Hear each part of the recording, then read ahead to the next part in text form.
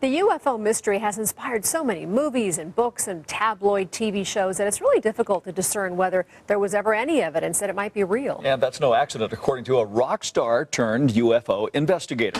The I-Team's George Knapp landed the first on-camera interview about Tom DeLonge's attempt to gain inside information. You know, this is a topic, as you've seen my stories over the years, it's a topic that's very tough to separate wheat from chaff. A lot of information that's out there is simply concocted, made up, and a lot of information can be traced directly to the government agencies who can't seem to make up their minds about UFOs. What if someone came along and offered them a way out of the corner in which they've painted themselves? Tom DeLonge has done that, and he says he's been told some pretty amazing things. And the guitars are your guitars? Yeah, so this is a cool display. This is a guitar that I used quite a lot on stage. The atmosphere is laid back at the headquarters of Tom DeLonge's To the Stars transmedia company. The store sells all manner of merchandise related to the UFO theme. DeLonge's sister Carrie is the product manager and keeps the rock star somewhat in line. That's the seat where I come in and I go, I have an idea. And then she goes, get out of my office.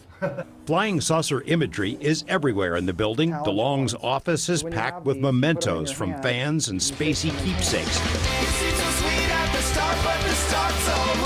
He's lived the life of a rock star and admits he's said and done some crazy stuff, but is serious about efforts to pierce the veil of UFO secrecy. Why it's been kept secret. And when we talk about that, which unfortunately I can't do here, but when we bring that out, people are going to step back and go, whoa, holy cow, now we understand. DeLonge has made his own pilgrimages to Nevada's UFO Mecca, Area 51, camping out to record images of whatever is flying around out there. The plot of his first book, Secret Machines, culminates around the Groom Lake facility.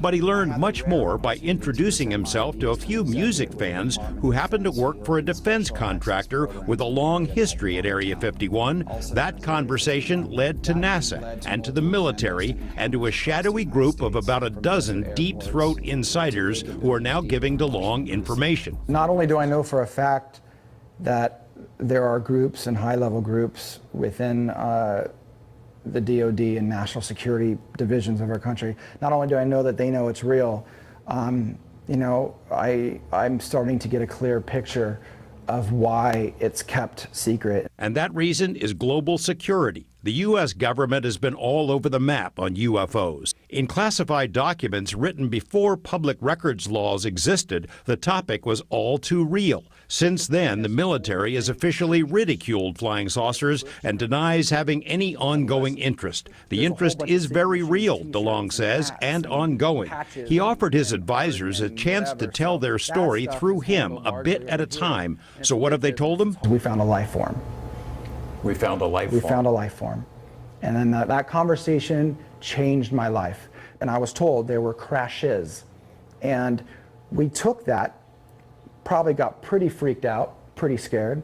We scurried it away, created what they call a pickup game of counterintelligence to keep people away from asking hard questions that we didn't know the answers to.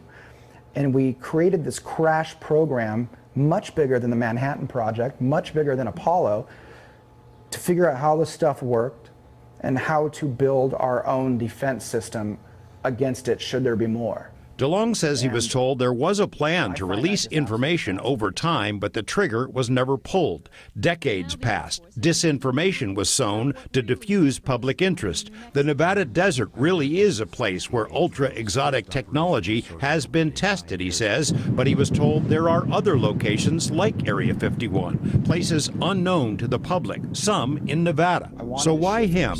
Partly because he has a platform with young people, partly because the time seems right. One of the reasons why I think that it really works is, like you said, they have been backed into a corner and they need a way for this to get out.